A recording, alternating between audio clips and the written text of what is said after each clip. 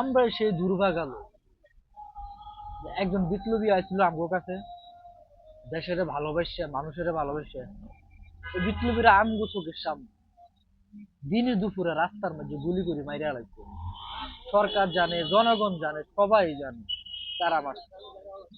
কে মারছে সরকার ভালো করে জানে, কিন্তু এটার বিচার আর হইল না। আমরা সেই নির্লজ্জ, বেহায়া, যে যারা এনো হাদি ভাইয়ের হত্যার বিচার নিশ্চিত করতে পারলাম না। আসলে সরকার জানে, বাইনচোদারা জানে কোন জায়গায় ভেজালটা, কিন্তু বাইনচোদারা কইতেছে না।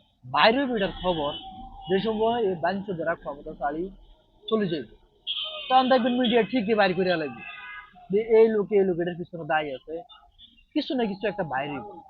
এই বাইনচোদারা ক্ষমতা থাকি কোনো খবর বাইর করতেছে না। আমরা একটা হাদি বাইরে হারাইছি, মানে একটা হাদি ভাই মানে এটা একটা নাম না, এটা একটা পুরোটা একটা বাংলাদেশ। একটা দেশের কেমন নিঃস্বার্থ ভাবে ভালোবাসন লাগে, হাদি ভাই শিখে গেছে।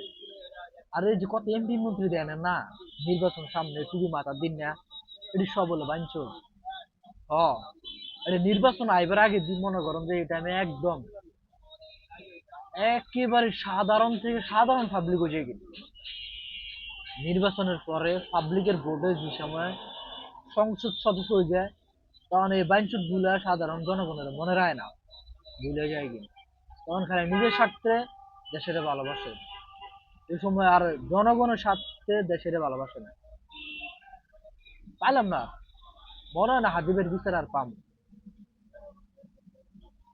সত্য তো হইবে একদিন, উন্মোচন হইব না, কিয়ামত আছে না, আল্লাহ বিচার করবে না, ওই সময় তো হইব। তবে দুনিয়ার যে একটা আক্ষেপ, হাদিবের হত্যার বিচারটা একটু হোক, দেখে আলো চোখের সামনে, হাদিবের মাইরে আলাইছে, হাদিবের হত্যার বিচারটা হোক, একটু দেখে আলো, এই আক্ষেপটা আর পূরণ হইব না।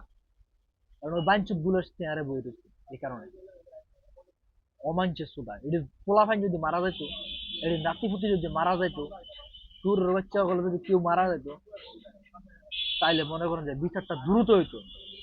হাদিবে তো কোনো দলের সম্পত্তি না, নির্দিষ্ট কোনো দলের লোক না হাদিবে, এই কারণে। আর তার ভিতরে আসলে দেশপ্রেম, বিশ্বাত্ম, দেশের ভালোবাসা, এলাই সমস্যা। সুরের বাচ্চাগুলো তো দেশের ভালোবাসা লুটপাট করার লাগবে না।